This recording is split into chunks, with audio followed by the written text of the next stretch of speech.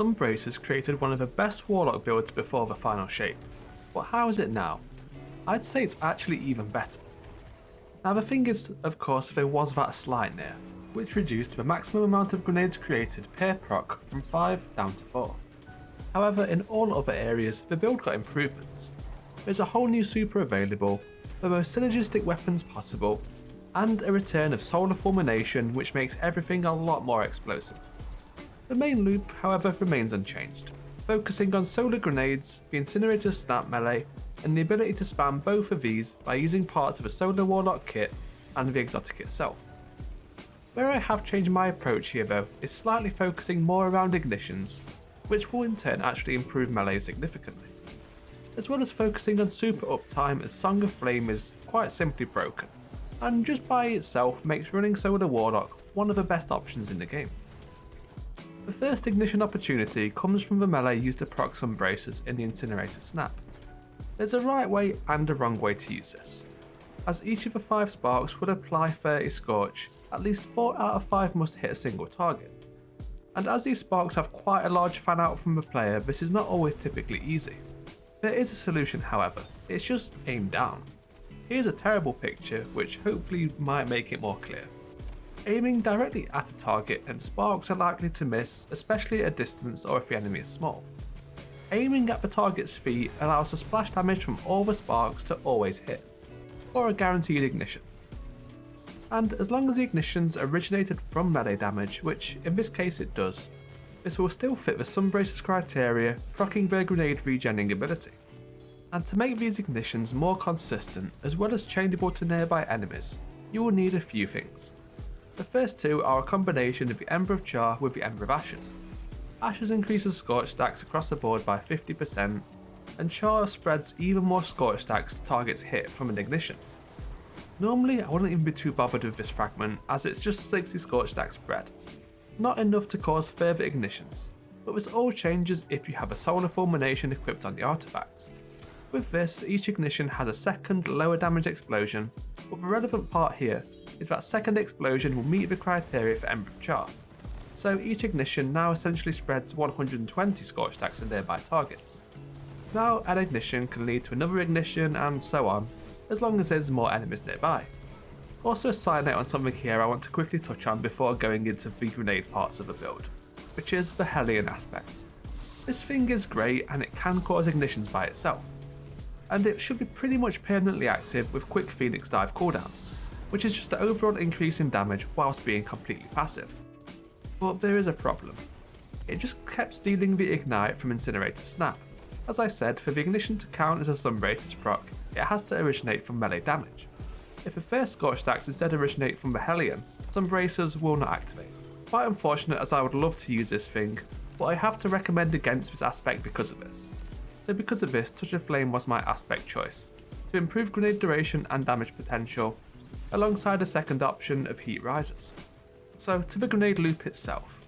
Remember, you now get 4 grenades instead of 5, but it turns out this doesn't actually matter that much. 4 is usually enough to clear a room of enemies, and you'll be able to build up to your next melee charge and just repeat the whole cycle over and over should there be more enemies to defeat. Just be sure to maximise airtime so that all final blows will grant melee energy due to Heat Risers. This would even work if Heat Risers perk is not active.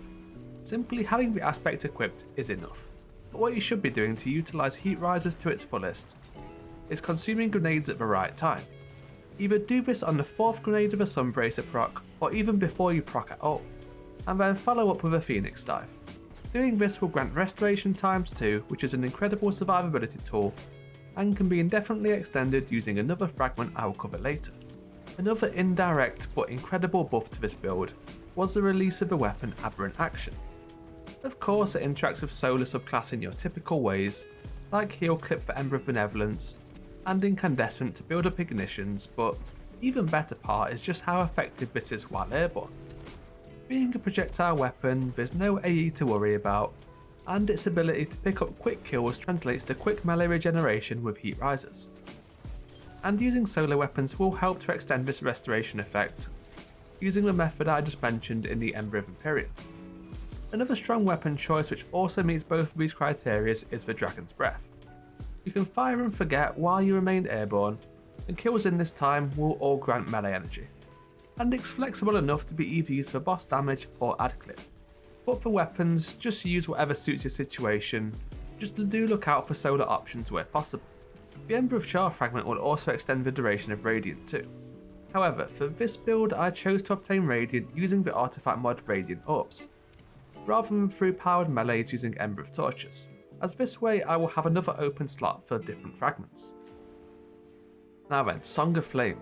This is so much better than a WoW. Good enough that it should be used as much as possible.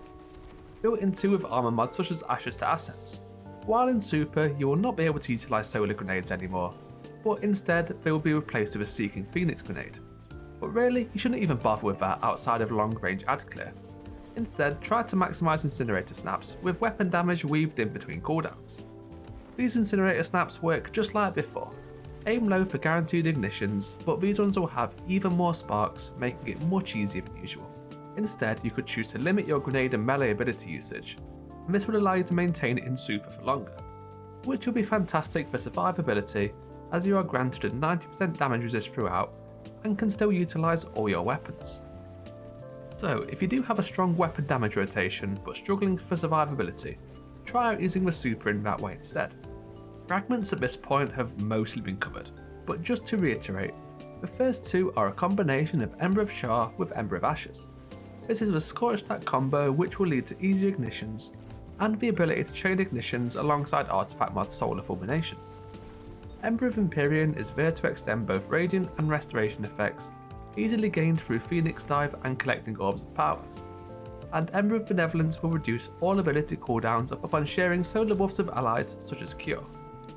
If solo, you can replace this last one with Ember of Searing, which grants melee energy whenever scorching enemies. And finally, I'll quickly cover armor mods as well as artifact perks you should be running to make this all come together. Helmet, you will of course want Ashes to Assets, and a Harmonic Siphon for orb generation.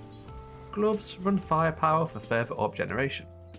Boots have stacked solar surges here to help out with weapon damage when needed. And class item, a combination of Reaper for even more orbs, and Special Finisher as another method of utilising them. Artifact mods, there's only a few you need.